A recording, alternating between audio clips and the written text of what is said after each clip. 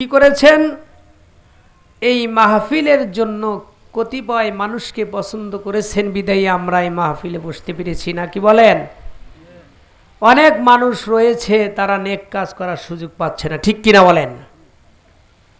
তো আয়াত তৌফিক তাআত হামজে তু ই আমানাত ওয়া ইজাবাত হামজে তু। বান্দা ইচ্ছা করলেই নেকির কাজ করতে পারবে না, ইচ্ছা করলেই গুনাহ থেকে ফিরতে পারবে না যদি আল্লাহ তৌফিক না দেয়। যদি আল্লাহ তৌফিক না দেয় বান্দা গুনাহ থেকেও ফিরতে পারবে না, নেকির কাজ থেকেও ফিরতে পারবে না। আল্লাহ তাআলা যাদেরকে ভালোবেসেছেন, মনোনীত করেছেন, আমরাই মাহফিলে আসতে পেরেছি। আল্লাহ তাআলা সেই সমস্ত বান্দা বান্দীদের দিয়েই দিনের কাজ করান এবং কোরআন এবং হাদিসের কথাগুলো শোনার তৌফিক দান করেন, ঠিক কিনা বলেন? এই মাহফিল আজকে যারা উপস্থিত হতে পেরেছেন, এক একজনের এক একটা পুরস্কার আল্লাহ তাআলা আমলনামার মধ্যে লিখে দিবে, বলেন সুবহানাল্লাহ। এইটা ভাইবেন না যে মাহফিলে কষ্ট করিয়া হাইটে হাইটে গেলাম আর কিছুক্ষণ মাহফিলের মধ্যে বৈশা থেকে চলে আসলাম, কিছুই তো পাইলাম না রে। ওরে গোলাম, এইটা ভাবিও না। এটার যা যদি মানুষ সচক্ষে দেখতে পারত, ও এলাকার মা বোনেরা রে, যদি এই মাহফিলের মানুষের যে সম্মান যে নেকি আল্লাহ তাআলা দিবেন বান্দাবান্দীদেরকে, এটা যদি সচক্ষে দেখতে পারত, আজকে দুনিয়ার মানুষে সব কিছু বাদ দিয়ে সে মাহফিলে বসে যাইতে পারতো, ঠিক কিনা বলেন? কিন্তু তারা তো বুঝে না, তাদের মেমোরির মধ্যেই কাজ করে না, ঠিক কিনা বলেন? আরে আমরা বলি দুনিয়ার দিক দিয়ে যে আগায় গেছে, যে অট্টালিকার মালিক হয়েছে, যে টাকা পয়সার মালিক হয়েছে, যে গাড়ির মালিক হয়েছে, যে ব্যাংক ব্যালেন্সের মালিক হয়েছে, আমরা তাকেই বুদ্ধিমান মনে করি, তাকেই কামিয়াব মনে করতেছি। না না, আসলে এগুলো কিচ্ছু নয়। যতই আপনি যত বড় ধরনের ব্যক্তিত্ব দুনিয়ার দিক দিয়ে হন না কেন, এগুলো আপনার আখিরাতে কোনো কাজে আসবে না। হ্যাঁ, কাজে আসবে ওই সময় যদি এগুলোকে নিয়তকে খালেস করে করতে পারেন। অবশ্যই আপনার এগুলো কাজে আসবে। এগুলোর জন্য আল্লাহ তাআলা আপনাকে বিশাল পুরস্কার দান করবেন। তাহলে বুঝতে হবে আখিরাতের ধনী যেই ব্যক্তি, সেই হলো আসল ধনী, যে আখিরাতের ফিকিরবান যে ব্যক্তি, যে বান্দা বান্দি আখিরাতের দিক দিয়ে চালাক হবে, সেই বড় চালাক, নাকি বলেন? হ্যাঁ, আমার জীবনটা কোন দিকে যাইতেছে, আল্লাহ আমাকে কেন দুনিয়ায় দিলেন, এই দুনিয়াতে আসছি আবার চলে যাব, কোন দুনিয়াতে আসলাম আবার চলে যাব, আজকের দিনটা আমার চলে যাচ্ছে, হিসাব করিয়া দেখেন এই দিনটার মধ্যে আমি কয়টা নেক আমল করেছি। এই দিন কি আর কোনোদিন ফিরে পাবো? না না, এই দিন আর কোনোদিন ফিরে পাবো না। যারা আল্লাহর খাঁটি গোলাম, তারা এক লোকমা খানা খাইলেও চিন্তা করে দুনিয়ায় সবই খাওয়া শেষ করলাম, মনে হয় মৃত্যুর পরে কিছুই পাবো না করে। মৃত্যুর পরে মনে হয় শূন্য, ফাঁকা ফাঁকা মাঠ। সেই সাহাবায়ে কেরামের দিকে তাকান, হযরতে ওমর ফারুক রাদিয়াল্লাহু তাআলা আনহু বলতেন, হায় আমি যদি ঘাস হইতাম, আমাকে গরু ছাগল খেয়ে ফেলতো, আমার কোনো হিসাব দেওয়া লাগতো না। আমি যদি এরকম ভাবে একটা প্রাণী হইতাম, আমার কোনো হিসাব দেওয়া লাগতো না। সাহাবায়ে কেরাম জান্নাতের সার্টিফিকেট পাওয়ার পরও তাদের মনের ভিতরে কত ভয়, না জানি আল্লাহ কোন দিক দিয়ে ঠেকায়া দেয়, না জানি আল্লাহ কোন দিক দিয়ে ধইরা বসে। ওরে বান্দা বান্দি, একটু চিন্তা করিয়া দেখো, দুনিয়াতে আসছিলা কি জন্য? কয়েকদিনের জন্য খেলতামাশার জন্য কি আসছো নাকি বলো? এই কয়েকটা দিনের জন্য আসছো, আসল জায়গায় তো আমাদের ফিরে যেতে হবে। কিসের এত বাহাদুরি করো?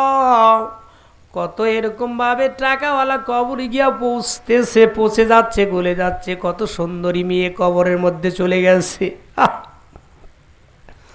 কত সুন্দরী রমণী কবরের মধ্যে পৌঁছতেছে তার লাশ।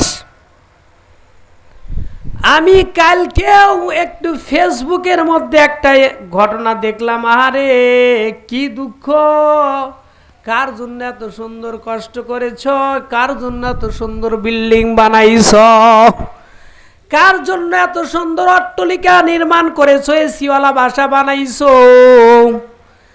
আজকে তুমি মরে গেছ, তোমার লাশটা বাড়ির উঠানের ভিতরে থাকে, বাড়ির উঠানের ভিতরে তোমার লাশটা পড়ে থাকে, সব ঘরগুলো তালা দেওয়া, আর ওই লাশ কেউ আসে না, লাশটা বৃষ্টির পানিতে ভিজতেছে। আজ কয়েকদিন হলো ওই লাশটা বৃষ্টির পানিতে ভিজা ভিজা ফুইলা গেছে, পার্শ্বে হলো জঙ্গল, কেউ আসে না ওই লাশটা ধরার জন্য। আরে কতদিনের খাটনি পড়ে আছে, বাসা তালা দেওয়া, এত সুন্দর বাড়ি কইরা রাখছে।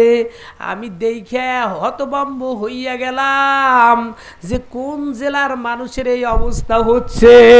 আমাদের এই বাংলাদেশি অবস্থা, বিদেশের অবস্থার কথা বাদ দেন, সেই ফিলিস্তিনের কথা বাদ দেন, ইউরোপের কথা বাদ দেন, এরকম ভারত বার্মার কথা বাদ দেন, এরকম ফ্রান্সের কথা বাদ দেন, আমাদের বাংলাদেশের মানুষের যদি এই হালাত হয়, আমাদের বাংলাদেশের মুসলমানের যদি এই পরিণতি হয়, বলেন আমাদের মৃত্যুর পরবর্তী জীবন কেমনে করে আল্লাহর কাছে ওই যে পুরস্কার প্রাপ্ত হতে পারি? বাবারা একটু চিন্তা করিয়া দেখো, ও মা বোনেরা রে, একটু চিন্তা করিয়া দেখো, আজকে যাদের জন্য যা করতেছ, দুইটা চক্ষু বন্ধ করিয়া দেখো, তোমার কেউ আপন না, কেউ আপন না, কেউ আপন না। আজকে যাদেরকে আপন মন করতেছি, আরে আদরের সন্তান, আমার মেয়ে আমাকে কত ভালোবাসে, আমার ওয়াইফ আমাকে কত ভালোবাসে, আমার আব্বু আমাকে কত ভালোবাসে, আমার মা আমাকে কত ভালোবাসে। আজকে তুমি দুইটা চক্ষু বন্ধ করিয়া দেখো, তোমার পাশে আমার পাশের কেউ নাই, কেউ নাই, কেউ নাই। আজকে কাদের জন্য কষ্ট করবা? তুমি কি চিন্তা করিয়া দেখেছ এরা কি আমার কবরের পাশে গিয়ে দাঁড়াবে নাকি বলেন? আজকে ওই মাকে কতদিন হলো কবরে রাখছো, মার কবরের পাশে গিয়া কি একটা বারও দোয়া করছো? ওই মা কবর থেকে আর্তনাদ জানায়, ওরে সন্তান, আমি তোকে কত কষ্ট কইরা মানুষ করেছিলাম, ওরে সন্তান। বাবাই বললে, ওরে ছেলে, ও আব্দুর রহমান ও আব্দুল করিম, তোকে আমি কত কষ্ট কইরা মানুষ করেছিলাম,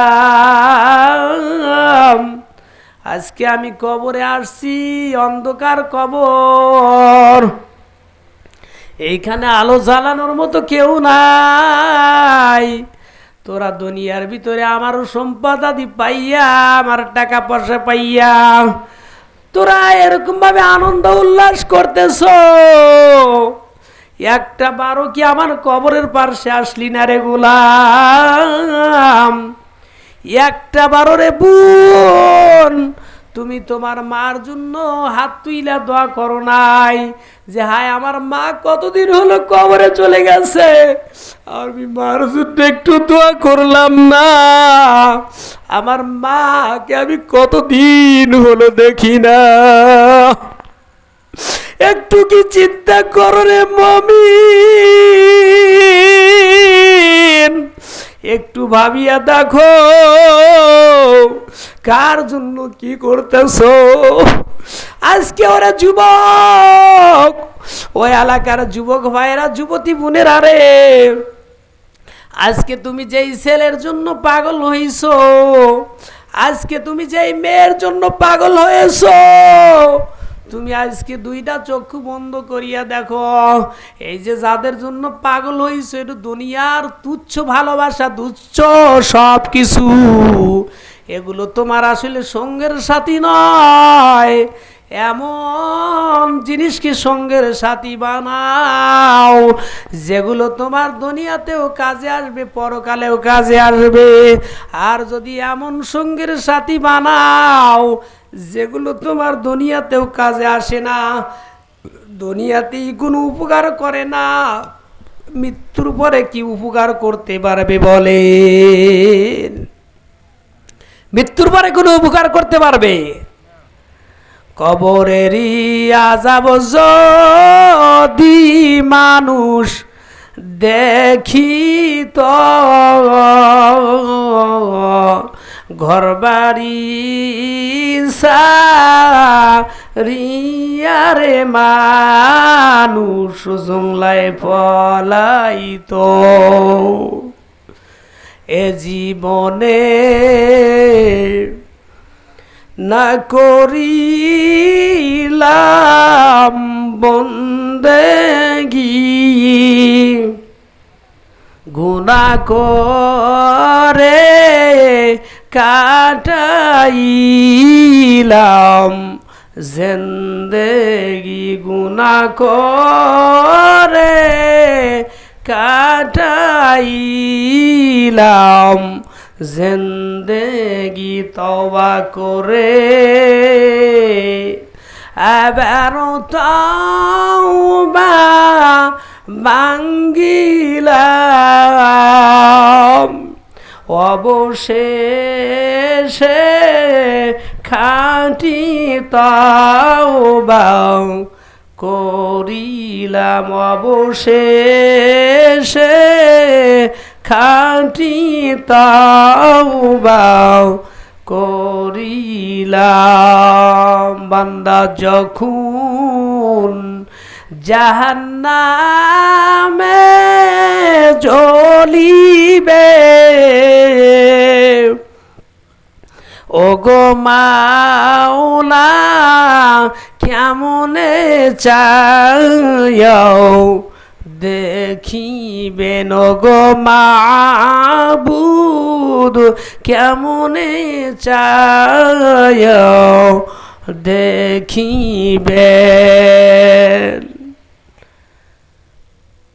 প্রিয় ভাইরা রে আমার, আমি যেই কথাগুলো আমি আপনাদেরকে বলতেছিলাম যে আমরা যার জন্য আজকে পাগল হয়ে রয়েছি, এগুলো আমাদের আপন নয়, আপন হলো আল্লাহ এবং আল্লাহর রসুল, ঠিক কিনা? আপন কাকে মানাইতে হবে?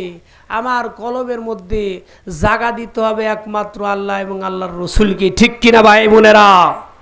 ওই এলাকার যুবক ভাইরা, ওই এলাকার যুবতী বোনেরা রে, আমার অন্তরের মধ্যে সব চাইতে বেশি ভালোবাসা থাকতে হবে আল্লাহ এবং আল্লাহর রসুলের।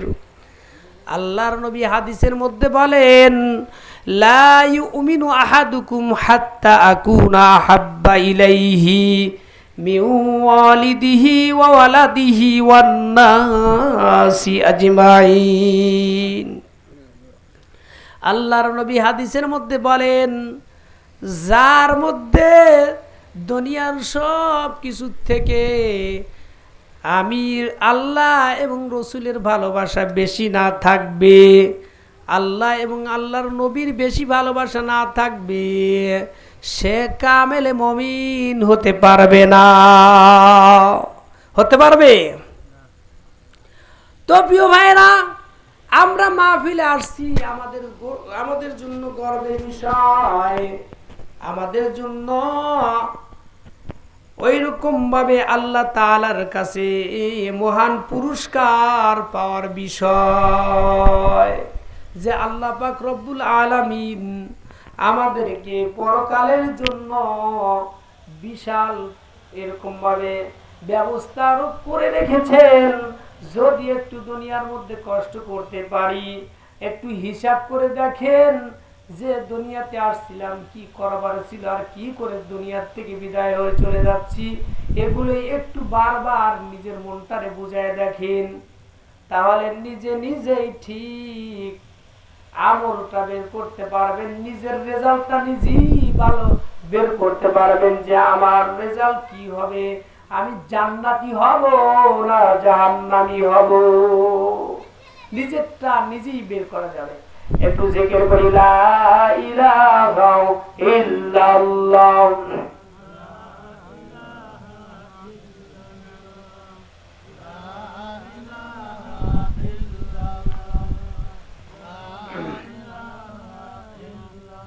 ওজার দিলে থাকবে মরণের ভয়, বৈশাখ কান্দে নিরালয়। ওজার দিলে থাকবে কবরের ভয়, বৈশাখ কান্দে নিরালয়। লা ইলাহা ইল্লাল্লাহ।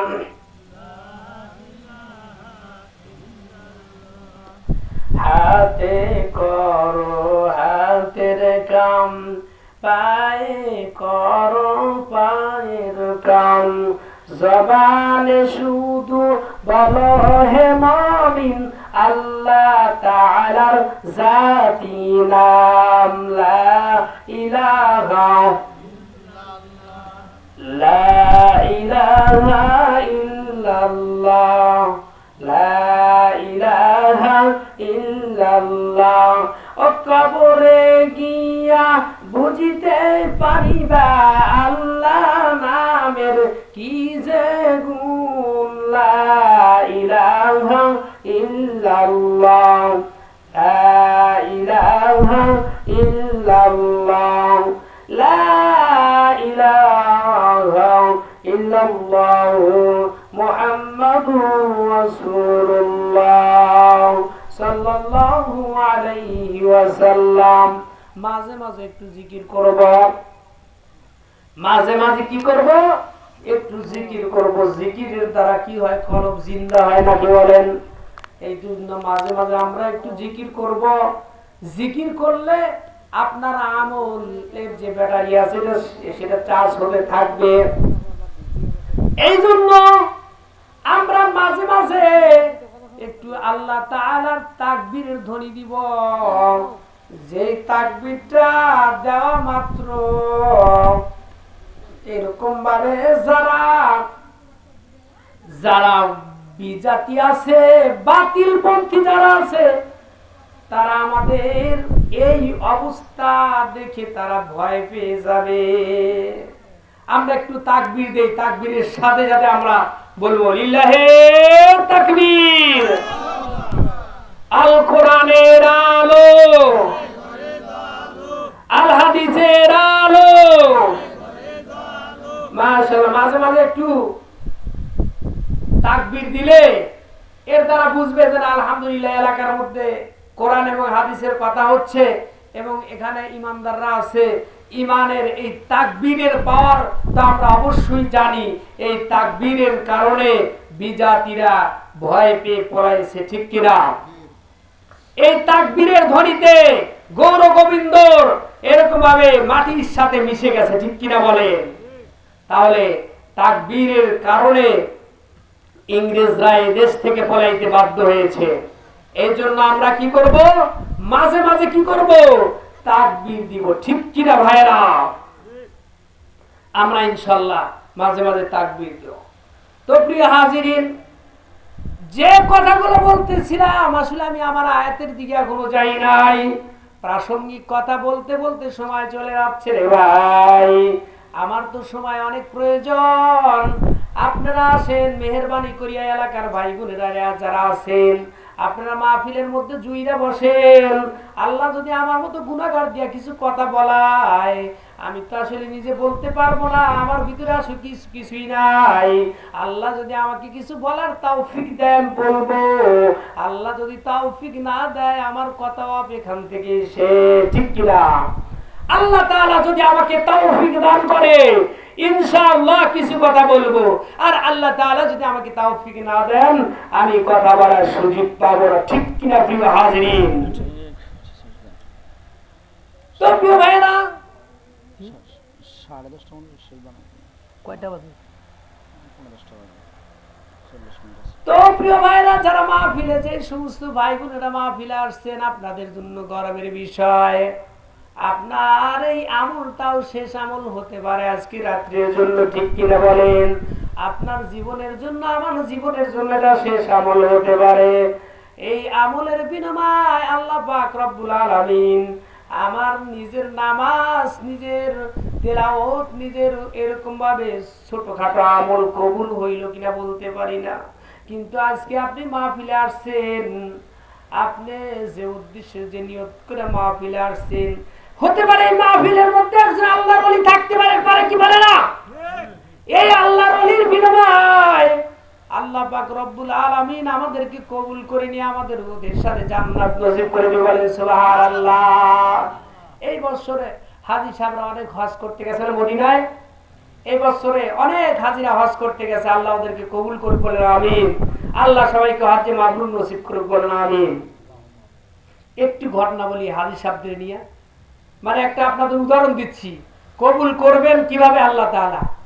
এক হাজী সাহেব, ওনার নাম হলো আব্দুল্লাহ ইবনে মুবারক রাহমাতুল্লাহ আলাইহি, বহুত বড় মুস্তাজাবুদ দাওয়াত এবং বহুত বড় ফকিহ ছিলেন, বহুত বড় আলেম ছিলেন।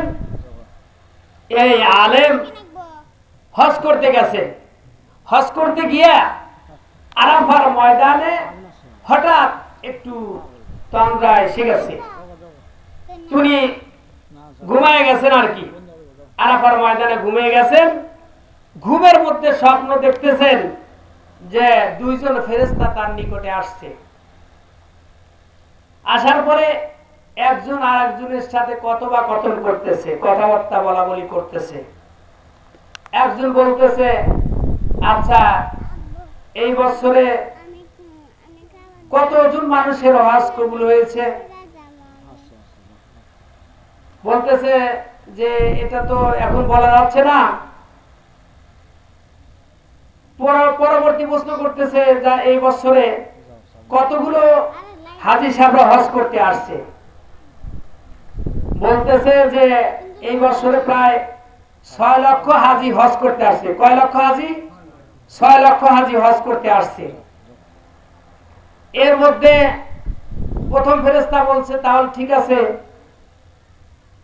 তোমার কথা বললাম, 6 লক্ষ হাজী হজ করতে আসছে। এই 6 লক্ষ হাজীর মধ্যে কয়জনের হজ কবুল হয়েছে বলো তো দেখি?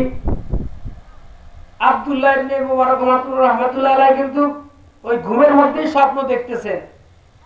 কি করতেছেন? ঘুমের মধ্যেই স্বপ্ন দেখতেছেন যে 6 লক্ষ হাজী মধ্যে 6 জনের হজ কবুল হয়েছে, আর বাকি গুলোর হজ কবুল হয় নাই।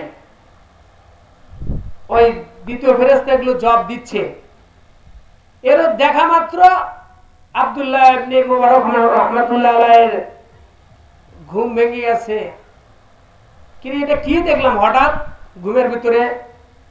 আবার উনি ঘুমায় গেছেন। দ্বিতীয়বারও এই ফেরেশতা দুইজন আসছে। আসার পরে বলতেছে, তাহলে ঠিক আছে, যদি এই বছরে 6 জন মানুষের হজ, 6 লক্ষর ভিতরে 6 জন মানুষের হজ কবুল হয়ে থাকে, তাহলে বাকি যে হাজী সাহেবরা আছে এদের হজের কি হালাত হবে? পরবর্তী ফেরেশতা বলতেছে যে দেখেন 6 জনের যে হজ কবুল হয়েছে, এই 6 জনের উসিলায় বাকি হাজীদের হজ আল্লাহ কবুল করে নিয়েছেন, বলেন সুবহানাল্লাহ। তো এটার একটা উদাহরণ দেওয়ার উদ্দেশ্য হলো আপনাদেরকে বুঝাইতেছি যে আপনারা যারা মাহফিলে আসছেন, যে সমস্ত ভাইয়েরা এবং বোনেরা মাহফিলে বসছেন, আল্লাহ পাক রব্বুল আলামিন চাহে তো যারা মাহফিলের কথা শুনতেছেন, কোরআন এবং হাদিসের কথা শুনবেন, আল্লাহ পাক রব্বুল আলামিন এদের উসিলায় আল্লাহ সকলকে মাফ করে দিয়ে আল্লাহ সবাইকে জান্নাতুল ফেরদাউসের মেহমান বানাইতে পারে কি পারে না? অবশ্যই পারেন। তা আমরা যারা মাহফিলে আসতে পেরেছি আমাদের জন্য গর্বের বিষয়, ঠিক কিনা? আল্লাহ চাহে তো এই আমলের বিনিময়ে আল্লাহ আমাদেরকে মাফ করে দিতে পারে, ঠিক কিনা বলেন? সাহবতে সালে তুরা সালে কুনাদ, সাহবতে সালে তুরা কালে কুনাদ। আল্লাহ আলাদের মজলিসে গেলে, আল্লাহর ওলির সাথে থাকলে আল্লাহ ওয়ালা হওয়া যায়। ভালো মানুষের মজলিসে গেলে, ভালো মানুষদের মজলিস কোনটা? যেমন আল্লাহ ওয়ালা এখন চরমনাই পীর সাহেব, আসল পীর সাহেব তো দুনিয়ার থেকে চলে গেছেন, এখন যিনি বর্তমান পীর আছেন, চরমনাই ময়দানে যে সমস্ত মানুষ একবার যায় তাদের ওই ময়দানে বারবার যাওয়ার জন্য পাগল করা হয়, ঠিক কিনা বলেন? চরমনাই যান, উজানের ময়দানে যান, ওইখানে গেলেই আপনার মনটা পরিবর্তন হয়ে যাবে। তো প্রিয় ভাই বোনেরা রে, যে সমস্ত স্থানগুলোর মধ্যে কোরআন এবং হাদিসের আলোচনা করা হয়, এই সমস্ত জায়গাগুলোর মধ্যে আল্লাহর ফেরেশতারা কাদের উপর ভর করিয়া করিয়া আসমান পর্যন্ত যায়।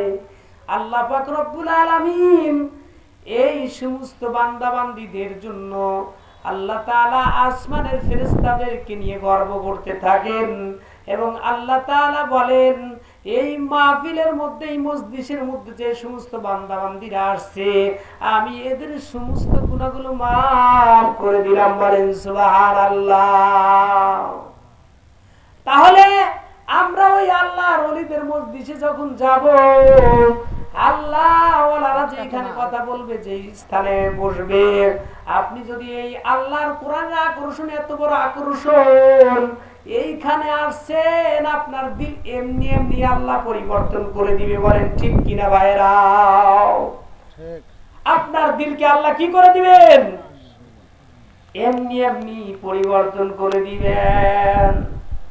এই জন্য আল্লাহ পাক রব্বুল আলামিন যেন আমাদের এই মাহফিলকে কবুল করে নেয়, কাল কঠিন কিয়ামতের ময়দানে এই একটি মাহফিলের উসিলায় যেন আমাদের জীবনের সব গুনাহগুলো মাফ করে দিয়ে আল্লাহ তাআলা যেন আমাদের সবাইকে জান্নাতের মেহমান হিসেবে আল্লাহ কবুল করে নেয়।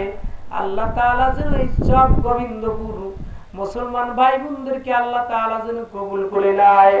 এবং যে সমস্ত মা বোনেরা ওয়াজ শুনতে আসছেন, আমি মা বোনদের ওয়াজ করার সময় পাচ্ছি না, এখন সময় অল্প, এবং এই সমস্ত এলাকার এই যে ভাইরা যারা আসছে, বিদ্যু বাবাজিরা যারা আসছে, সবাইকে বয়ান করার প্রয়োজন, কিন্তু সময় নাই।